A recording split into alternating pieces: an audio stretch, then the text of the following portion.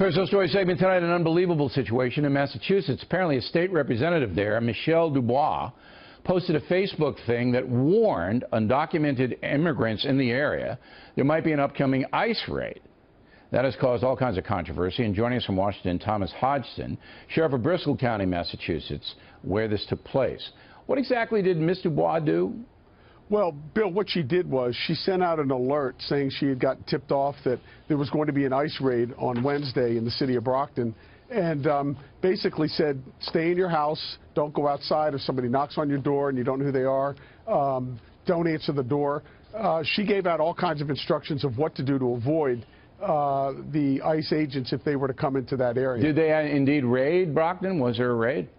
I'm not aware of a raid at this point, but the underlying issue here is that we have an elected official who's gone out of her way not to protect the citizens of her community, but to harbor people who are targeted, and not only putting ICE agents at risk because we need the element of surprise. When we go to a place, if we're dealing with some heavy-duty transnational gangs involved in sex trafficking or the other things that are going on out there, we don't want to come up on some arsenal where they're prepared and seriously injure or kill any of our law enforcement people, never mind the crimes these people will get away with going down the road if she creates this. Yeah, if she lets them get away. Now, in your experience, ICE is targeting criminals, not gardeners and house painters, right? And no question about it. All right.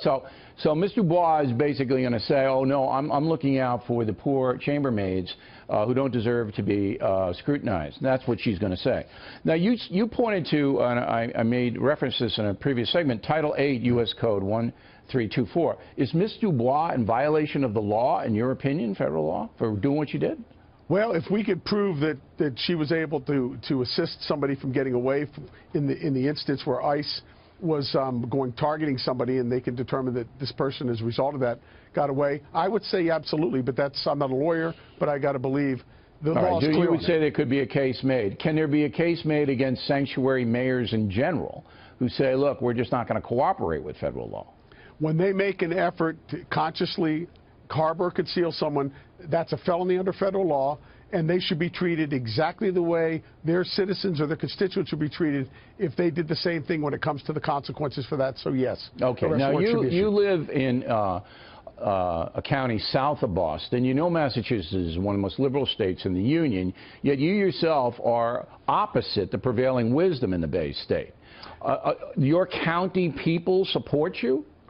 I've just been elected to my fourth six-year term, Bill. I'm a Republican in the biggest Democratic enclave in Massachusetts. But that proves a point, which is the people around this country, whether they're Democrats or Republicans, they want the laws enforced, and they want to know that their elected officials and their law enforcement people are upholding those laws.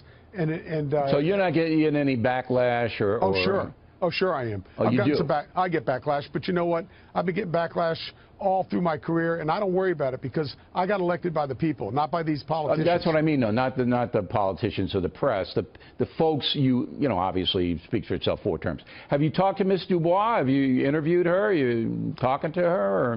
No, she's had some things to say, I guess, publicly. I'm a hate monger, and I'm using her as a means to, you know, the typical thing you'd hear to avoid accountability or responsibility for what she did.